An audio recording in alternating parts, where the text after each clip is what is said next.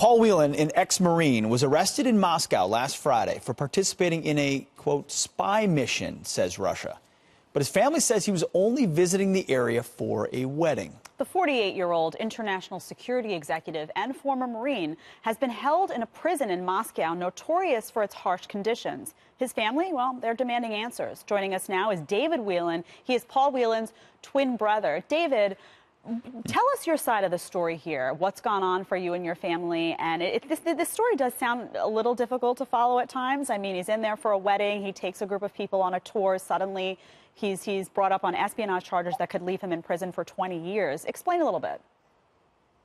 It's been a very remarkable week, and it's hard to believe that he's already been in prison or in jail for or detention for almost 10 days. We learned about his detention the way the rest of the world did on Monday morning. I was concerned because over the weekend we knew that he had disappeared or gone missing. So I used the internet to do searches and searched on things like American killed in Moscow, and found that the ministry had announced that it had detained him for espionage.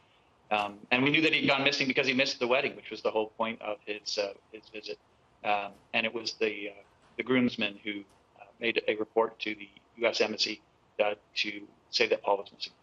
David, any reason for you any rationale in your mind? I mean, for those of us looking at it on the outside, we don't know all the details. We don't know Paul the way you do, his background.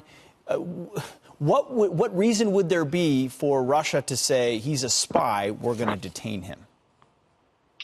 I don't know.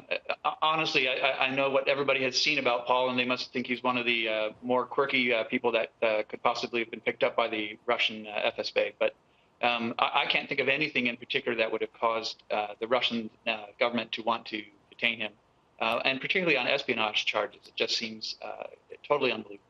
Now, the U.S. ambassador to Russia, John Huntsman, has visited him. You have obviously pleaded, to your congressman for some action.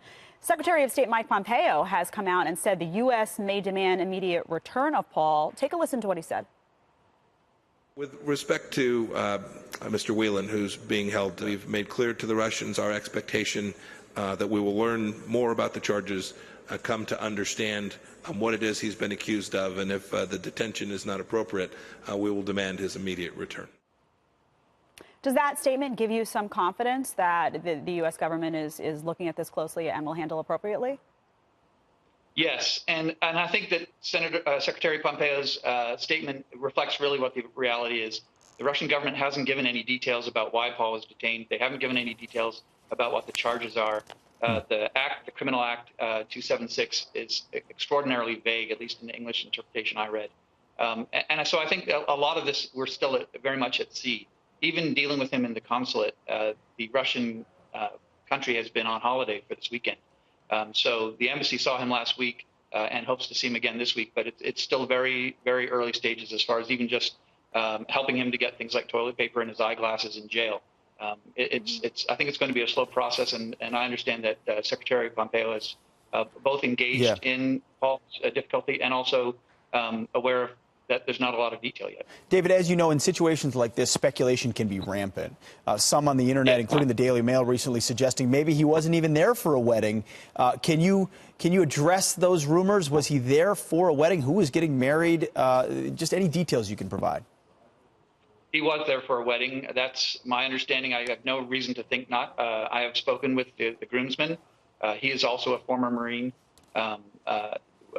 This sort of news story strips privacy from people, and we are doing our best to protect that groomsman because at the end of the day, I'm not sure that the wedding actually has anything to do with Paul being selected. But I don't also think that will have any impact on us getting him home. And at the end of the day, that's really what we're trying to do. We're trying to get Paul's freedom and bring him back to his family. David, anytime an American is unlawfully detained by a foreign government, especially Russia, our hearts go out to you. So we appreciate your time this morning. We'll follow this case very closely. Thanks for sharing your story.